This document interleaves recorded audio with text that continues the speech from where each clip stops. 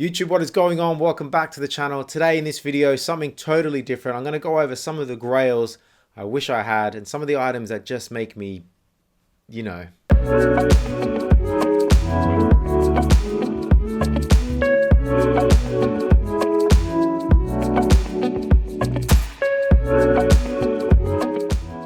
Yeah, and by I mean some things that I absolutely love and drool over and wish I had in my wardrobe, but just don't have because I have too many clothes, don't have the money to buy it, or just haven't got around to it yet. Okay, so first thing I'll say is this video has no kind of real order other than these are the things I like and I don't have and I obsessed over at some point in my life when we were making this channel together with you guys. So I'm going to start off with jackets, and the first one is the flathead single rider's jacket. And if you know me, you know I did a bit of work for the Riveted High, the guys in London, over the last couple of years. I did some photo shoots with them, and when I was working with them, I got to try on a lot of the jackets that they had in stock, and that single rider's jacket from the Flathead is just absolutely amazing. It is super, just streamlined, simple, and I was very, very close to purchasing this jacket. The only thing that stopped me was the price. So it's £1,600, and that's just rules me out. I think with a lot of these items that are expensive, when I was younger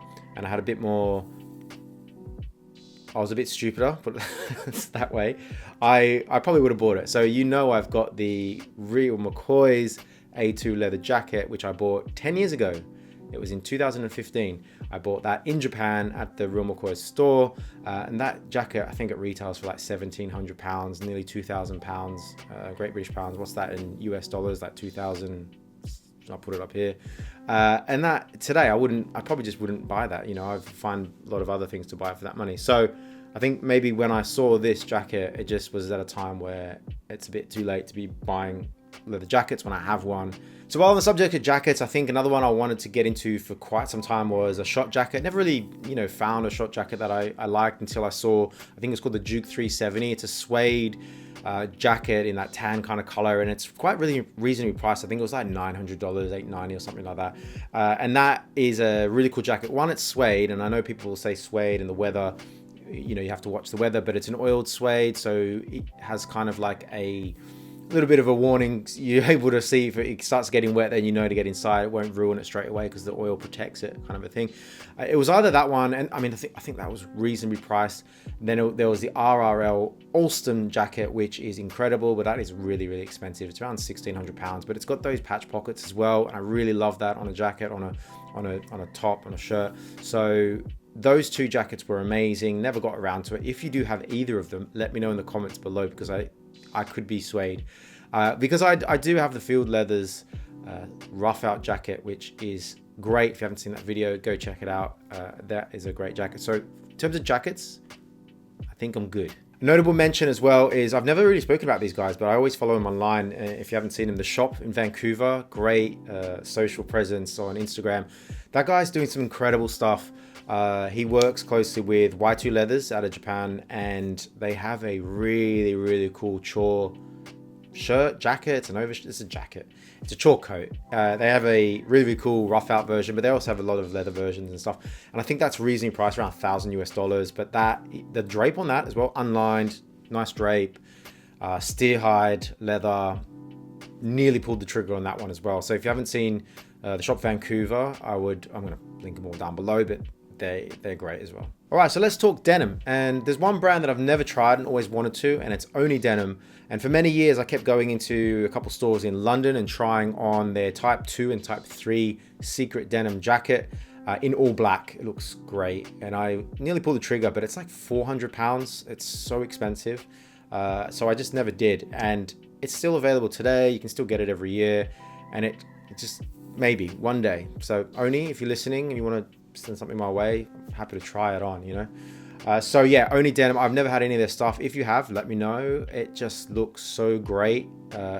Stealth black, one washed. I think from memory there was like a purple tinge to it somewhere, but I could be totally wrong. So while on the subject of Type 2 and Type 3 jackets, I do have my Type 2 Sashiko from Pure Blue Japan, which I've had since the beginning of time, and I absolutely love that. But I've always wanted to sort of branch out and try some other brands in those Type 2, Type 3, and I've just mentioned Oni, obviously. But Studio Denizen have some really cool stuff, some really good looking stuff. Nothing too crazy, nothing too out there, but something that drapes really well and is a bit more flowy, but is still quite a nice jacket. I mean, I'm looking at the Studio Denizen 16-ounce Extreme Denim 45th anniversary. I know it's kind of recent, but it's just to give you an idea of, you know, something that I would love to just try on that looks great, right? So that's it really from the jeans and denim, really. Other than that, it's like shorts and t-shirts. Now, you know, I've got a lot of t-shirts. I've done 3 different kinds of t-shirt episodes, and you know, there's probably loads more t-shirts I can feature. One brand I never tried is Tanuki. Comes up every year when I do a t-shirt episode. The Tanuki HSS. It's the heavy shirt. I've never tried it on. Looks great. Everyone seems to rave about it. That's one t-shirt that I'd like to try. And if I was doing another t-shirt episode, the HSS would be one of the first ones on the list. If we move into shorts, I've always wanted to try a nice pair of shorts that are not the standard fatigue shorts that I have from Oslo. Now, 2 that have been on my list forever would be the UES duck shorts and obviously the pure Blue Japan Sashiko shorts. The only thing stopping me on these, the UES duck shorts, if you look at them from the front, they look fantastic. If you look at it from the back, I just couldn't stomach it. They have this massive circle thing, semicircle that goes around your butt, and I just couldn't do it.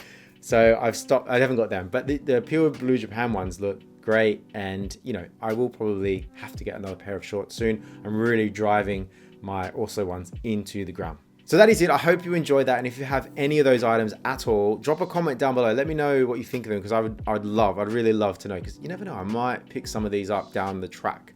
And if you're new around here, just stumbled across this video, this is the kind of stuff I do. Usually I review these things, but you know, hit that red subscribe button. You'll get more of this content. It helps me get some of these items and bring them to the channel to review for you guys. And with all that being said, guys, have a great day. See you next time.